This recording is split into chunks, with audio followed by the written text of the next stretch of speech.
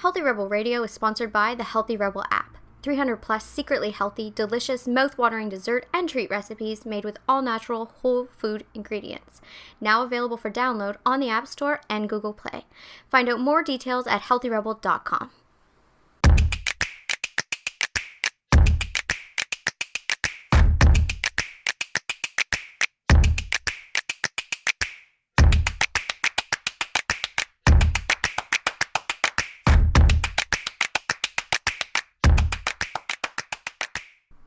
Welcome to Healthy Rebel Radio. I'm your host, Dr. David Deiser. I'm here with my DAMY Health Healthy Rebel co-founder, Amy Lang. Good morning. Good morning. I'm so fatigued by catchy, clickbaity titles online. I mean, as you know, I do a ton of research for this show, but it's really not. It's just something we do anyhow. Mm-hmm. But it's just becoming too much. The clickbait. I can't even in the medical community. They're using it too. They're using it. So people are scouring the web for new articles and they don't even care the size of the study, the quality of the study. And then they're just writing catchy taglines for it. So this morning, I want to read this to you. This was written by eatclean.com and then republished on Fox News Health, which Fox News Health is a huge health website with tons and tons of traffic. And the title says, "The surprising new reason why eating fried foods may be good for you." And then it has a picture of onion rings, french fries, and fried chicken. And I thought, okay, I need to read this to see, what they're going to say. And the first line is, "Attention, french fry addicts. Your favorite food may not be so terrible for you after all." And it has lines like this all through the article. And it's citing a study by Food Chemistry, which is a journal. But the whole point of it is, and they don't get to this to the very end, which is if you cook with a healthy oil, if you cook your vegetables with a healthy oil, then the fat-soluble vitamins are going to be better absorbed, and actually they're going to have a higher antioxidant profile from extra virgin olive oil that you use to cook with, as long as you cook at 350 instead of 400. A low heat, because, yeah. That's the whole point of the whole article. It has nothing to do with deep-fried foods. We know that if you go to a restaurant and you're getting a deep-fried food, you're mostly getting an oil, canola or some vegetable oil that doesn't have the same antioxidant properties as an extra virgin olive oil. Also, deep fried is not the same as lightly baking or sautéing. Well, in a healthy oil, exactly. That's just so misleading. For sure. So it doesn't mention anything about breaded anything either. In the last paragraph, it talks about how you want to make sure that your things aren't breaded and that they're using an extra virgin olive oil. So it's vegetables cooked in extra virgin olive oil. It has nothing to do with fried foods whatsoever. Exactly. So those foods that they even put in the picture. No. So if someone doesn't read, which a lot of adults don't have any attention span anymore, they're going to just see that and think, oh, I can go get my fried zucchini sticks and French fries, and all you're gonna get is what it says in the first two paragraphs. If you read articles, you most likely skim through the first few paragraphs and get the gist of the article, and you move on. It's no secret among nutritionists that adding a fat source to vegetables, example, roasting them with olive oil or using full fat salad dressing over the fat-free stuff, boosts absorption of fat-soluble vitamins A, D, E, and K. So it's not totally illogical that deep frying could take things a step further. When vegetables are fried in a healthy oil, think extra virgin olive oil, antioxidant compounds called phenols in the oil are transferred to the veggies. And then an author who was not involved in the study highlights that fact. In other words, a hot oil bath doesn't just unlock nutrients already inside vegetables, it actually helps them infuse them with more nutrients than they started with. It has oh my gosh. Mm-hmm. This is the problem with clickbait. You get even with the photos. Basically, the photos here are not... Everything in this photo is breaded. And everything in this photo is deep fried in what looks to be most likely a trans fat oil.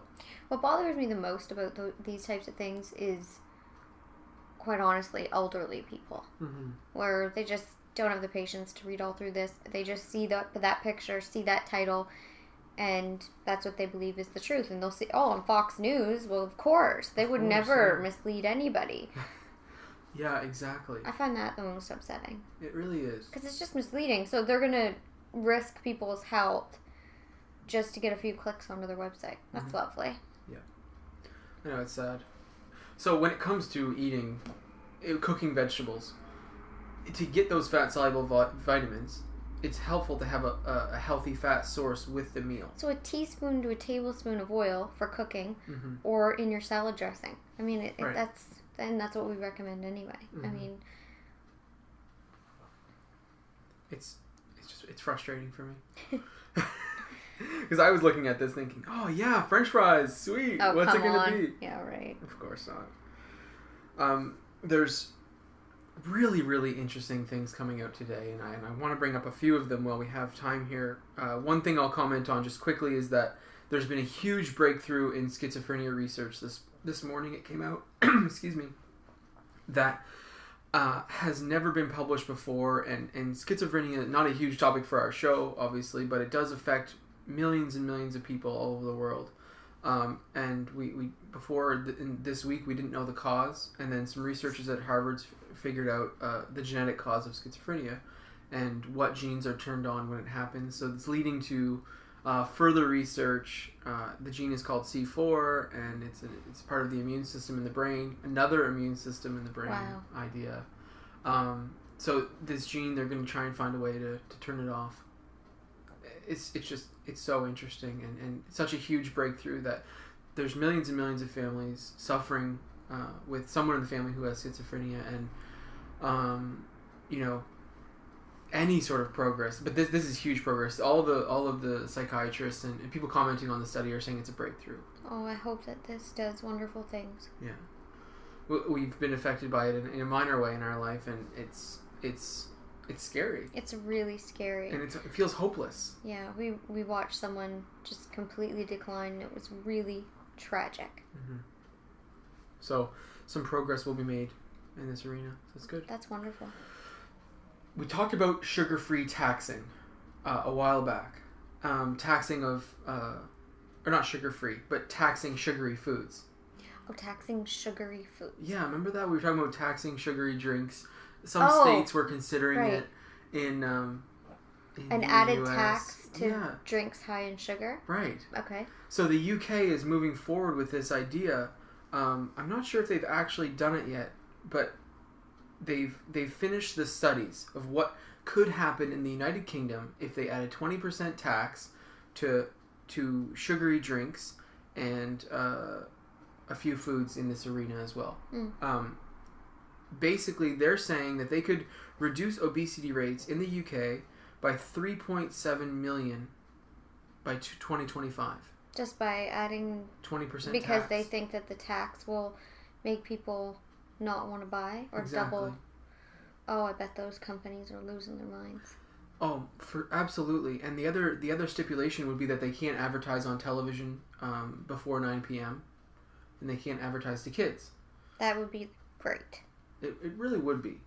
So they're saying, based on what they've seen in their research, that in 10 years they could reduce their obesity rates, prevent 5% increase in obesity by doing this. That'd be great. So it would be huge, and it would save the medical system $10 million or something like this. Prevent tons and tons of cases of diabetes, and I think it's great. I think it's great too. I mean, we've talked a lot about how sugar would be banned. Or it would never be allowed if it was brought forward today as white sugar. White sugar, exactly. A refined source of sugar. So, for us to take some steps to try and actively reduce sugar in people's diets, I think is good. Me too. Yeah, I'm excited by it. Let's move on here. Sleep is back in the news. I have a hard time getting away from sleep. Because, you have classified it as a hot topic for 2016, and, we've shared a ton of great news about sleep this year, and people are talking about what their top tip for getting a good sleep is. And do you have any idea, what's the number one thing you recommend? For me? Yeah, for a good sleep. If just to be completely honest, if I have a day where I don't put anything off, if I do everything that I can in a day, everything on my agenda, and then all the things that say I don't feel like going for exercise, but then I go do it. Or I don't feel like doing that laundry, but I just do it anyway, and I don't, if I get everything done, that sense of relaxation that I feel, like if I actually get my email countdown for the day, or whatever, I set those goals, and then all my things I have to do during the day. If I have an optimal day, I sleep like a baby. Oh, nice. So yours is based on accomplishment. Not necessarily accomplishment, just not putting things off. Because it's really easy, especially when you're self-employed. Mm-hmm. Sometimes I'll be burnt out. I'll be 120 emails deep in a day, and I'm just like, I'm supposed to do 10 more, but I just can't. Yeah. And I'll kind of be a baby, and I'll shut my computer. Mm-hmm. When really, like, once you've done 120, 10 is negligible. So if I just push through and do that, when I'm done, I feel like I'm on a cloud, and I can just go to bed and rest wonderfully. If I don't do it, I'll be laying in bed thinking, why didn't I just do that? Nice. Why didn't I push through and do it? Yeah. For sure. So yours is this solving not putting anything off for the next day. Mm-hmm. If I can go to bed and think I did everything I could have today. Right. Today was, whether it was like a high accomplishing day or good things happened, as long as I got done everything I humanly could have done, mm-hmm. I go to bed feeling great. This sounds like something I've heard for many different things, not just for sleep, not just for insomnia. This is also, I find that useful in anxiety. Oh, definitely. Even in depression, even in low mood, I think when you actually feel accomplished and you do the things, that you really wanted to accomplish, mm-hmm. it's hard, it's a great way to raise mood. Because you do have a release in dopamine when you get things done. Well, and it's so funny because I was thinking about it this morning for some reason, because I was in a conversation a few weeks ago with someone, and randomly they just said something to the effect of, well, do you make your bed every morning? I said, yes, it's the first thing I do. I get out of bed, I make the bed, put all the pillows on, make it look nice. Then I go do everything I do in the morning. And they were like, oh, I never make my bed. And I just thought instantly, like, if I didn't make my bed, mm-hmm. that would right away make me feel like I'm telling myself and the world, I don't have time for this. And I'm not, like, my bedroom isn't, I don't really respect it, and I don't really care about where I sleep, and whatever. I don't care the state that I go to this tonight, or, I don't know, I just think having those types of things, like just setting up that, like, I know right now that my environment in my bedroom is set up and ready to receive me this evening. Mm-hmm. Those little things, like not having clutter in your house. That's what I was just going to say. I see you taking this principle into many areas of your life. Mm-hmm. You take the principle as well with your blog and, mm-hmm. and with your clients. And you like things to be a certain way. And when you accomplish them and set up the environment to be a certain way, you then feel a certain way. And subsequently, everyone who's reading feels a certain way. Right. And you can tell how people's vibe will be with your site and with your coaching based on how your environment is set. 100%. I'm big on that. I think it bleeds into everything in your life. If you're say your home is super disorganized, mm-hmm. or dirty, it's just you're not respecting yourself, you're not respecting your environment, and it's like cluttering your life. Yes. It bleeds over, whether you realize it or not. So it's really important to me, to take those extra 5 minutes or 2 minutes or 3 seconds to, like, clean up things. Like after we have our tea time in the morning. You notice I'll always mm-hmm. clean the area, fold the quilts, I tidy everything, and everything's perfect. The books are back. That just sets up, I respect my living room, I respect our time, I respect our ceremony, and we go into it every day feeling mm-hmm. refreshed and good and clean, and I just think it's so important, and that makes me sleep better. It's really hard to explain, but it does. I think that it bleeds over into your mental environment. So your mental environment is also neat and tidy. 100%. I think that your environment is completely dictated by your mental environment. Mm-hmm. And sometimes, like I say often, you have to get out in front of yourself if your mental environment is cluttered, and you have to do the physical things that will make your mental environment better. And as strange as it sounds, but cleaning your closets, having a clean bedroom, having a tidy home, having an organized home, releasing the things that no longer work for you. Mm-hmm. If you have those fat sweaters or pants or things that hold a bad memory, give them away, release them, give them to someone that could use them. Definitely. Clean up your environment, and your internal environment will be better. I love it. I think for me, the number one thing I would say is darkness. Yeah, yours is more literal. Blinds, yes. The blackout blinds have literally changed my life. Yes. And I recommend them to everyone. If you're not sleeping in complete darkness, to seriously give it a try. Invest in a way to make it happen. I've had some people go through a few different sets of sleeping masks to find the one that feels most comfortable to them. I've had people try blackout blinds. I've had a whole bunch of things recommended, or I've recommended many things to people, and it seems to be a huge factor. Oh, it definitely makes a difference. A little bit of street light, even light, a night light even. These things can affect our sleep. Light from the alarm clock. 100%. These things can all affect it. So I think that for me it's darkness. But yeah, it's a little more literal. I was reading a study online. The reason I bring this up is because I was reading a study the other day about it was a survey. I think it was Huffington Post. I'm not sure. Probably because they're in Huffington. Exactly, and they've got a program happening now with Sleep Number, a mattress company, where they're doing all of these cool promotions about sleep and optimal health. And the survey was about what's your number one thing that helps your sleep, and the thing that came up was a comfy bed. Well, of course it's going to. They're selling mattresses. Oh my gosh! Do you think they manipulate it? Of course. Gosh, it's possible, isn't it? Yeah. Oh darn it! I'm so naive. Shoot. Oh. Darn it. Yeah. Why? Well, anyway, what was the second one? I don't know. I only focus on the first one. Well, there you have it. Isn't that funny? I mean, a comfy bed is important. It is important. A bed that you look forward to going to.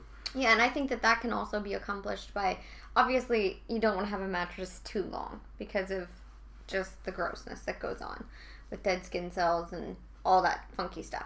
But I think nice sheets, like for us, optimally, if I could have my sheets washed every 2 days, I mean, it feels like heaven when you slip into those, having pillows that actually feel good, like figuring out what feels good. It's such an adult move. And for so many of us, especially people that have had their heads down in business or you've been in university for years, whatever, you kind of just make do and you don't even think about these things. But taking that adult move and going and getting luxurious sheets and pillows and like dressing your bed to, a duvet that feels great. It's important. I didn't see the value until, like you said, we did it. Well, yeah, I had a hissy fit basically a few years ago and was just like, this is ridiculous. We're still living like we're in college. Like, what are we doing? Well, I was still in college as an adult. Yeah, that's still. But I didn't want to live like it. No, for sure. And so we stepped it up. Making that switch to adult, yeah, we did it. We did. It's good, but yeah, a comfy bed is important, I think. But I think that you're onto something here with mental atmosphere. Oh, I think it's the most important. Because, I mean, anybody that goes to bed worrying or stressed, it doesn't matter how incredible your bed is or how great your sheets are or how dark your blinds are. If you have a racing mind, I mean, that's why there's people that are extremely wealthy and they're healthy and they have everything seemingly in the world and they're still miserable. So, for me, my internal environment is always, it's way more where I would spend my time, my money, and my attention is my mental, physical environment way over outside things. Definitely. And then I make the best of what I do have. Right. But it's so contrary to what people normally do. They normally focus on outside things first and then internal. That's what we've been taught, especially by media and advertising, that is, if we just get those things, if we just, get that car, and if we just have that house, and we just have that postal code, and if we just have that purse, and if we just have, all these things, if we have all these appointments, and, if we're living this specific lifestyle, then we'll be happy. But it's just not the truth. It's the other way around. You have to, and the funniest part is when you build, the dreams I had and thought that I wanted a few years ago just fell off. And thank God they didn't come true. Like a few years ago, I would have, all I wanted was like that Chanel purse, like that thing. Now, if I had invested in that years ago and it was sitting in my closet today, I'd be disgusted by myself. $5,000 to kill a cow, I wouldn't. What would I do with it? It's not who I am. You know, and it doesn't matter to me. Right. I mean, that matters. That's not okay to me. Like, that ethically makes me feel very uncomfortable. But take that aside, like a $5,000 purse, like that, I don't care. You know, and I'd way rather spend that $5,000 on you and I have an experience. It's interesting how we evolve mentally and how we do make changes and we do grow. And I think that's why you shouldn't rush out and change everything in your life. I think you should work on yourself and let things slowly evolve because, like I said, there were dreams that I wanted so bad that I would be mortified if they came true now. If they had come true. They're just so not who I am. And it took a while to settle and it took some work and growth and it takes a while to mature into who you are and become grounded in that. There's so many things I'm so happy they didn't happen, and at the time it was killing me that they weren't. That's interesting. That's interesting. It really speaks to the value of this internal environment that you're talking about. I think this is a really, really good concept. And, you know, we've worked on it with, you know, building intuition, you know, concentrating on internal wisdom and these types of things, and cultivating that has also been a huge part of this environment. Because when you clean up your mental space, there's room for things to happen, room for things to come through you. And some of the best things that you've done has been in I would say, aha moment, or in a space of, it was just, you know, so clear that this just came through. Yeah. And, you know, if it's helping you get to sleep. So many people are coming in with racing mind, and we track cortisol, and we see cortisol rise at night, and that burns out the mind.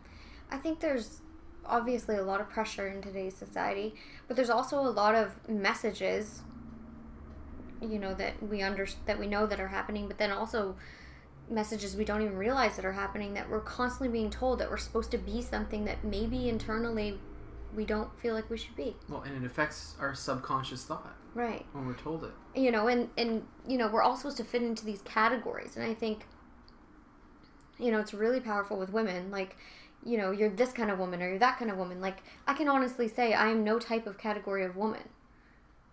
You know, you don't have to be all anything. You don't have to be all a businesswoman or all a bohemian goddess or all a whatever athlete. Like, you can be a little bit of everything. Like, let society see what a woman can be through you or a person can be through you.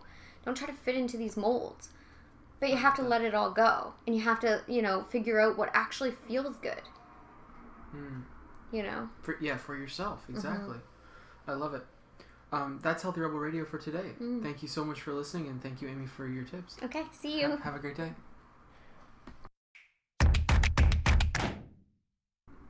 Healthy Rebel Radio is presented by the online health and wellness center, DAMYHealth.com.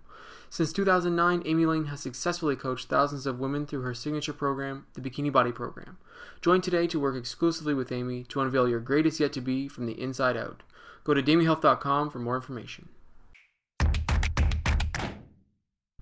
Thank you for listening to Healthy Rebel Radio. Please connect with us on our community pages on Facebook, Pinterest, and Instagram, all at the handle @DAMY Health. For weekly recipes, articles, and all our episodes straight to your inbox, join our newsletter at DAMYHealth.com. You can find all the links discussed in today's episode in the show notes. Thank you for joining us, and see you tomorrow.